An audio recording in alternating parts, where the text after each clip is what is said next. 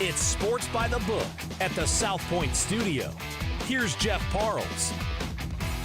Welcome in. It's Sports by the Book on a Thursday. Happy to be with you. I'm Jeff Parles. Alex White is here. We are matching, both wearing black. No funerals, hopefully, today on our bets, I should say. Alex, I want to get into things quickly here today because, of course, we lead you into Gone Racing. Gone Racing at the top of the next hour. So we'll have our show, and then Brendan Gaughan and Jeff Motley preview what's going on in this week in NASCAR. We determined Talladega for this week. So a big race there, Geico 500, that Brendan and Jeff Motley will preview in an hour from now, Alex. Yes, relatively quick show for us today. Been quite a bit to get to. Not very small card in baseball, but we'll get there in a few hockey games. Total lame baseball card after yesterday's awesome card yesterday. Real quick, in the NHL, just some news that broke momentarily that we already knew. Looks like the approval for the Arizona Coyotes has gone through. That the Utah team will come to fruition. Officially made official this afternoon. So Salt Lake City hockey, as we all expected when the year began, Alex. And the Coyotes won their final game in Arizona last night. Besides that, all the favorites won. That was probably a missed opportunity to bet that, in all honesty, in retrospect. All right, let's go to the top five at 5. Let's start with Philly. The Sixers get it done coming from behind, 105-104. If you had the under take a lap with the last 90 seconds, 17 points, pushes that game over when it was a dead under the whole way. But the Sixers get it done. They'll take on the New York Knicks, Alex. We'll get to the Heat perspective in number 2. But the Philadelphia 76ers, the 7 seed, the Knicks, the 2 seed, the series is a coin flip behind us. Had been bet down from -115 on the Knicks to -110, both sides. Philadelphia pretty fortunate to get it done there. Of course, we'll talk about Jimmy Butler here soon. But 0-13 when trailing by 12 or more at halftime going into that game. So big comeback for the Sixers, led by Embiid, of course. But they will move on to play the Knicks in the first round. Embiid and Nick Batum, Sacre Bleu, for the Sixers getting it done, advancing to play the Knicks. Number 2 on the list, Heat and Bulls matchup on Friday for our play-in game here. 2 big injuries, one on each side here. Jimmy Butler for the Heat and Alex Caruso for Chicago Bulls. Both of them, I believe, will be out for this game. Jimmy Butler, the report from Woj not particularly long ago, multiple weeks will be the report on Jimmy Butler. So that is crushing news for Miami, where I thought the Heat, assuming they handled their business against the Bulls, would be one of the probably 2 or 3 teams in the East that I thought could take Boston out with the right circumstances. No Jimmy Butler, forget it. No chance. Heat are only 1.5 on Friday night now without Jimmy. Caruso, with a significant left ankle sprain, is the most recent report. Availability, quote, in doubt, according to Adrian Wojnarowski of ESPN. So we're going to assume Caruso's out, but that's not equal pieces for both of those teams. Caruso, nice auxiliary piece. Butler, of course, the heart and soul and best player of Miami, as we know. Absolutely. And Caruso tried to give it a go last night and really couldn't. So I can't imagine that we'll get too much production if he does try again tomorrow. Friendly Fire also taking Caruso out yesterday. It was a bizarre play where Andre Drummond just lost his bearings and just steamrolled Caruso, running down the floor, getting back on defense. Very, very strange on that, to say the very least. All right, number 3. How about this? We haven't talked much about this.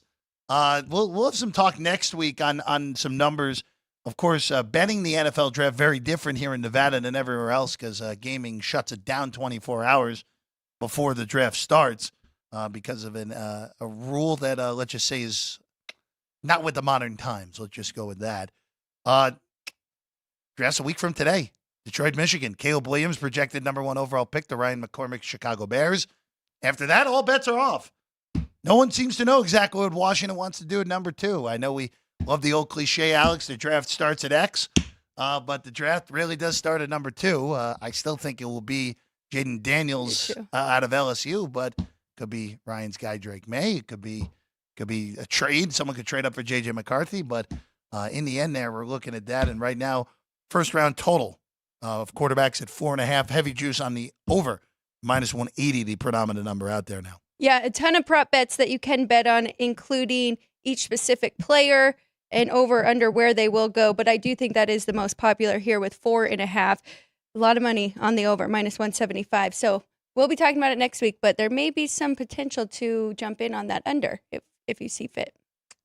It'll be interesting to say the very least. It'll all be the question of Michael Penix being that fifth guy, I would say. I think it's going to go over personally. And that market opened about $1.30 over at Circa here in town a few days ago and got immediately banged up into a $1.70 range on the over for quarterbacks. And we know how NFL teams love panicking and taking quarterbacks earlier than they should. Number 4, Alex. Number 4, like you mentioned, short baseball card, but the big news is former second-round overall pick Jack Leiter making his MLB debut for the Texas Rangers. Of course, we know he's the son of Al Leiter, who is a 2-time All-Star, 2-time World Series champion.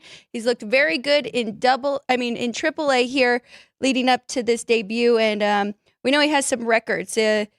Most struck out batters in a single college World Series outing we've seen in 25 years. So this should be impressive. I'm excited to see this one. Definitely the highlight of the day in baseball. Leiter went number 2. This was 2021, so that was the draft that was in the middle of the pandemic.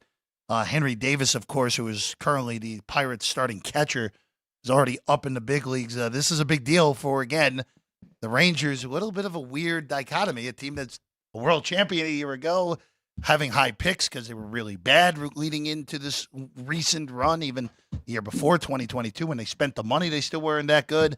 But a lot of hubbub with Jack Leiter today. Leiter against Detroit, as you mentioned, going against Kenta Maeda. Yep. This game starts at the top of the next hour. Texas, a slight favorite behind us at -112. And then we got number 5 and then number 5A because we'll go international on 5A. On 5, the last seeding in the Stanley Cup playoffs is going to be decided tonight. Vegas, big favorite against Anaheim. LA, a big favorite against Chicago. $4 favorite to be exact on VGK tonight against the Ducks. Vegas handles their business as a gigantic favorite. They will get the 3 in the Pacific, which will mean a date with Edmonton. If they were to lose and LA were to win, that would be a date for Vegas with Dallas, which we talked about as a big difference, drawing Dallas as opposed to Edmonton for both of these teams. It really is, and I think Vegas gets it done tonight. All the money has been on the Golden Knights here. I think it's moved. I opened like -325, so big move there. A lot of support on Vegas. They do just have to get it done. Now, if they do go to overtime, then they have to hope that the Kings lose as well to keep that spot and play Edmonton. The biggest difference is defense, right? We know Edmonton very fast, can score quick, so teams can keep up with them and just try and outscore them. They don't play a lot of defense. Dallas, on the other hand, fantastic defensemen, and of course, the goalies led by Ottinger there. So that'll be a much tougher matchup if you get the Stars. N5A, Champions League semifinals set. We did not mention it yesterday. I meant to because I ended up with a bet on Bayern Munich. That ended up coming home. Bayern, who has had a massively disappointed domestic campaign in Germany this year, where actually, Alex, Bayer Leverkusen is attempting a perfect season without any losses still in any competitions, which would be pretty amazing if they pulled that off. But Bayern Munich will take on Real Madrid, who upset Man City yesterday, got it done in PKs. That was if you bet the 90 minutes, you won on the draw, but not Real Madrid. Bayern plays Real. Dortmund plays PSG. We are spiraling towards a Real PSG final, which is gonna have a lot of storylines because Frank Nicotero's guy, Kylian Mbappe, Ryan McCormick, who Frank did not realize who he was when he saw the picture last week on the show. Plenty of rumors that Mbappe, who is leaving PSG at the end of the year, will go play for Real Madrid next year. So a lot on the line potentially. That is June 1st, the final of that at Wembley in London. I got my soccer out. You didn't have to say anything. You're in good shape there. All right, let's go to today, Alex. Let's start in baseball. Let's start there, as this is really a card that just does not have a lot going here. 5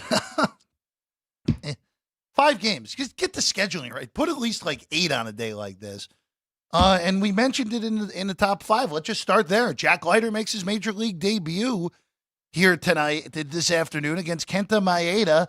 Alex, I'll just ask you this: when you're handicapping here, and you have a guy who never pitched in the major leagues, a lot of hubbub because of who he is, and high draft picks, obviously second overall pick, high K to inning ratio at AAA so far, 25 strikeouts and 14 and a third so far this year.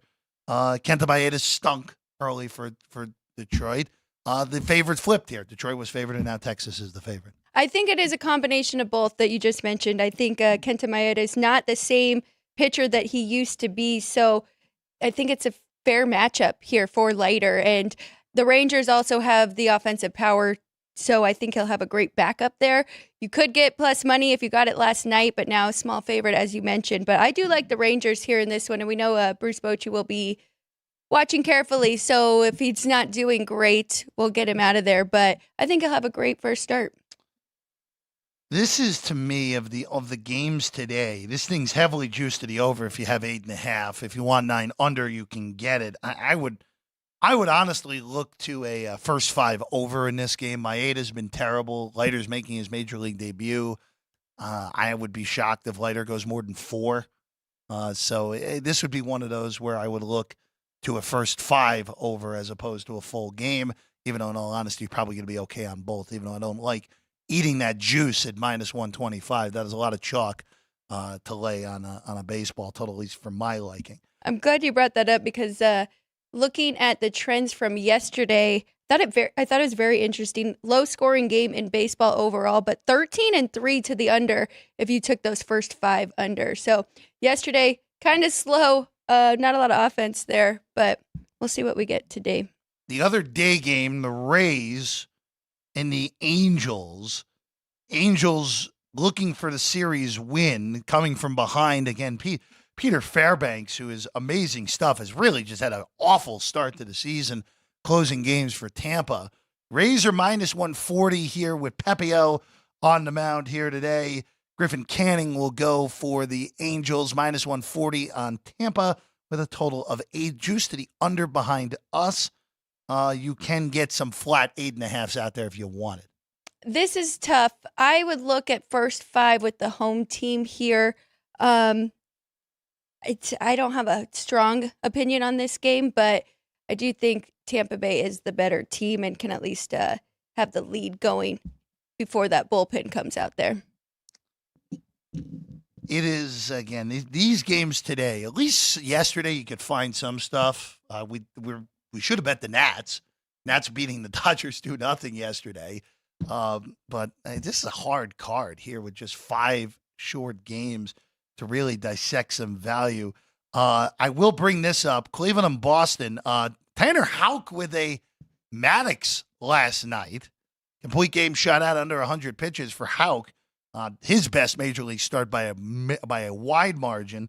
The weather in Boston's interesting tonight. Check your weather reports on what the wind is doing before this game starts.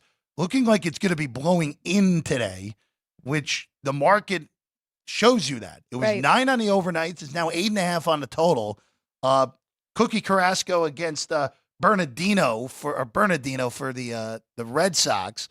I would just steer clear. It's just one of those where just because of the way the weather looks, it would probably be lean to the under. But these pitchers, I mean, Carrasco is a shell of himself at this point, and there's not much data on Bernardino at this point. No, I would definitely look to the under as well. I do like that play, and should have talked to Ryan before I gave out the Guardians as one of my value plays because he was looking at Boston and some player props there. That was definitely the right side. 2-2 on my value plays and my dogs of the day. So not terrible. The Rangers definitely, that plus money helped me finish a little bit ahead there. But I talked about it yesterday, and I'll bring it up again. Boston has just not been good at home. Now 3-6. Total runs average 3.4. So I do think this is a great opportunity, especially with the wind blowing in, to go with that under.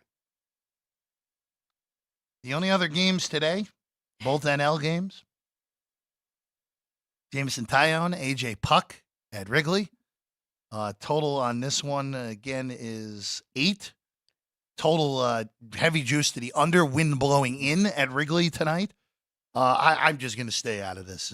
This is one of those where, again, the totals, we know this in Alex, for Wrigley, where the wind is blowing in, you're going to have totals come lower than they should.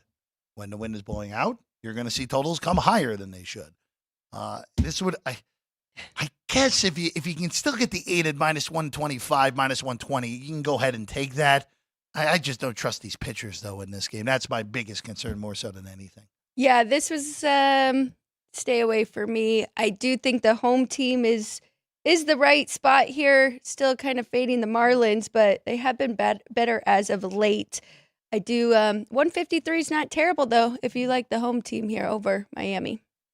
Well, this one I'm going to tell you right now. If this thing continues to dip, I'm going to bet the Giants tonight. The Giants opened with their ace Logan Webb on the mound at -165 behind us, and it's been one-way traffic on Arizona with Ryan Nelson going tonight. Down to $1.45 on San Fran, or $1.43, I should say, plus 133 on a take back behind us in Arizona. If this thing dips into the 130s, I'm going to take the Giants. I think that's the buy point where if you can get sub 140, even 140, you're at a point where you can even consider it now. But if this thing dips into the -135 range, especially if we somehow get the -133, I would go with the San Fran Giants here. You got the better pitcher in this game. By far the better pitcher. The best pitcher that we actually have going today as of now, till we see what Leiter does. But I'm already on Giants' first 5. You have to actually lay a little bit more than that 143. But I'm with you. If this drops even more to -130, I'll jump on them full game as well. You want to head to hockey? Let's head to hockey. The hockey. Short card. As we talked about, there's only 2 games that mean anything for the postseason tonight. So naturally, let's start with the 2 games that nothing to play for here. Well, actually, that's not 100% true because Winnipeg and the Avs are both still in. Well, actually, Winnipeg already clinched it with their win the other day. So Winnipeg is going to host Colorado in the 2-3 in the Central Pod. The Jets play the Canucks. The Canucks are locked in. They're the 1 in the Pacific. They're the 2nd overall seed in the West. Alex, is this one of these happy action fun time games, as our friend Wes Reynolds would say, where you got a 5.5? Maybe you just bang this thing over since it's going to be free-flowing hockey? Yes, it is. I like this one over, especially because you're getting that 5.5. So you've got a little wiggle room for the game to land on 6. But I made this game 6 even before I knew we're going to have both backup goalies in tonight. DeSmith for the Canucks and Brossoit for the Jets. So when these two have played this year, just how they play each other, Winnipeg won 4-2, and then Vancouver shut them out 5-0.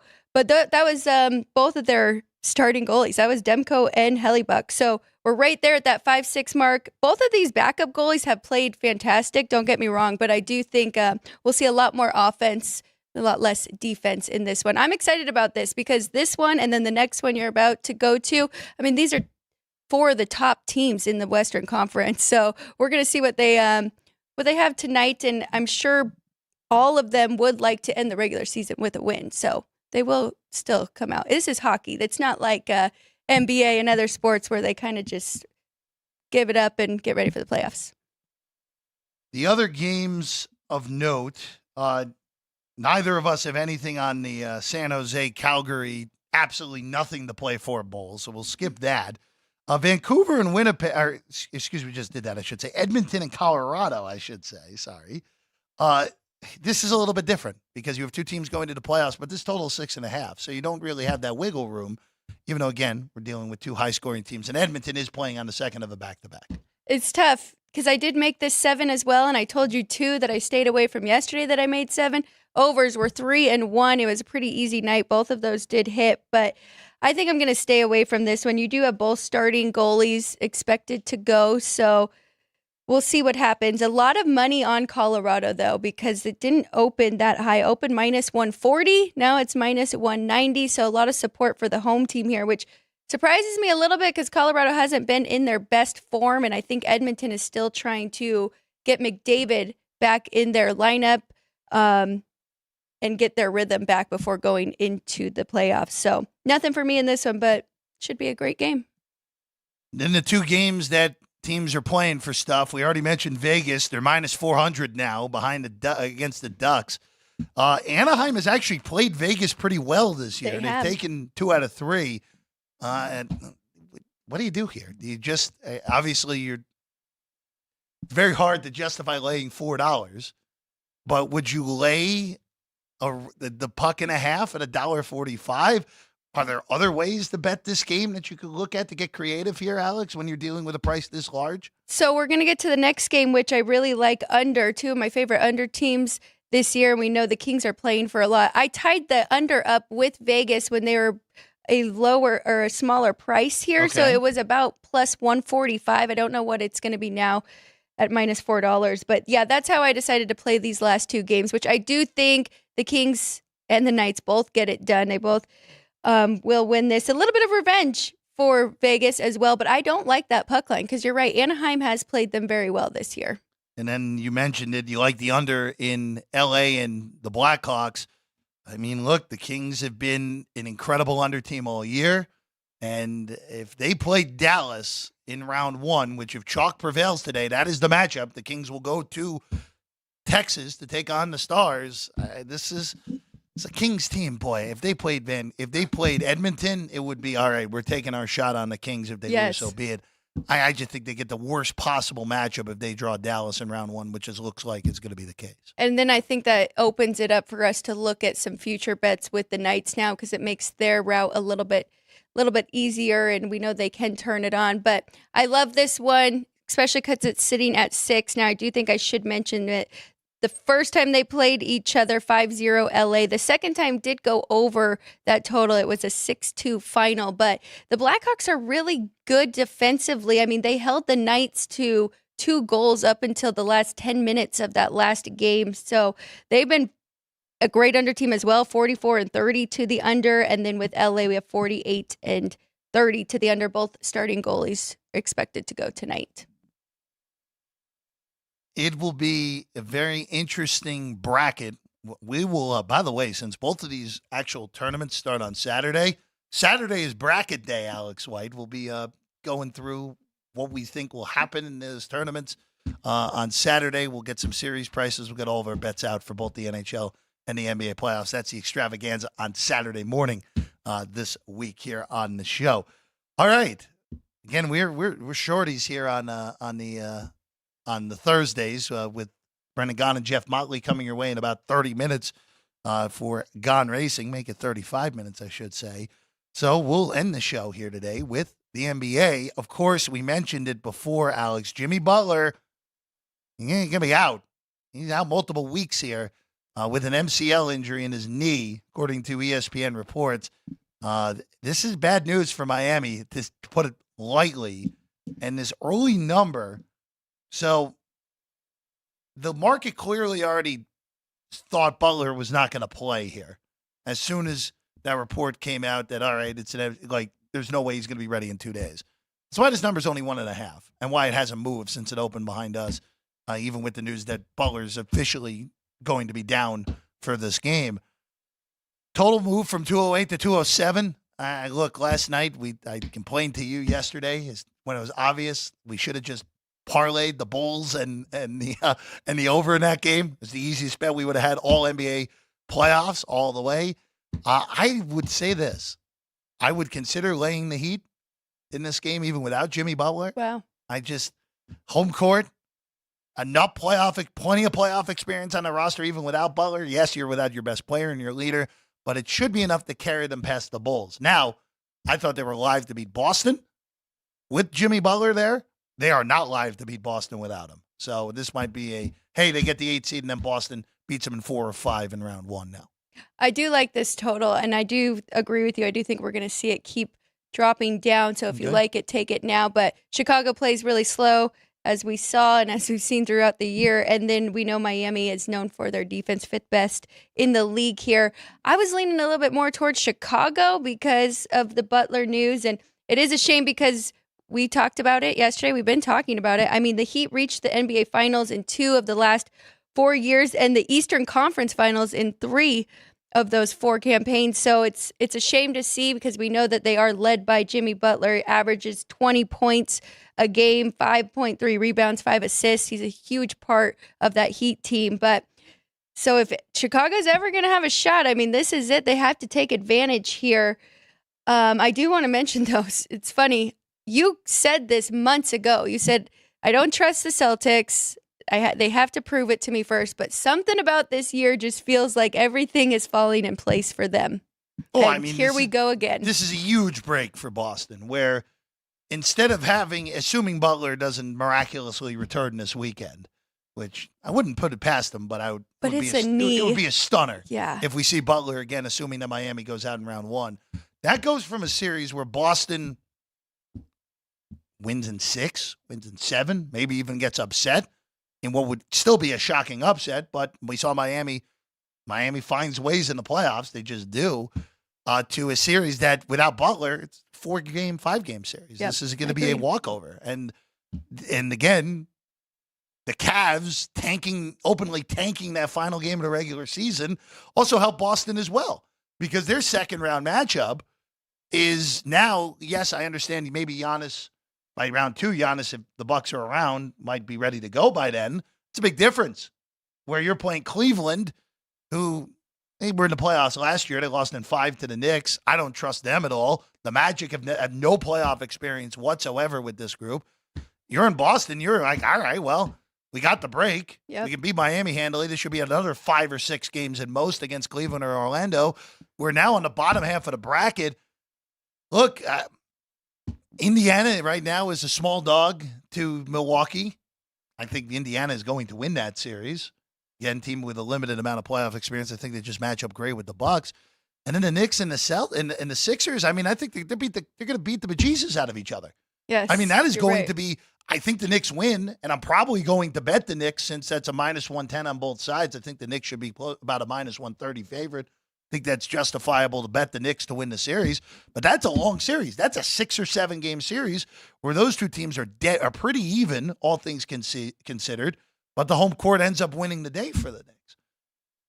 Those teams are going to be gassed by the time they get to the East Final. I think Butler's injury causes this effect where Boston now is able to justify being that $2 favorite in the Eastern Conference pretty easily now. I was just going to say that, and it's a shame because you're not getting much with them, plus $2 to win the Eastern Conference. I don't know. I don't know if I could take that. Even with what you just broke down, a lot could still happen, and it's tough. Yeah, I'm just not a fan of laying that sort of price. Even look, there were some teams you could do. You could do it with those Golden State teams. Like that was fine.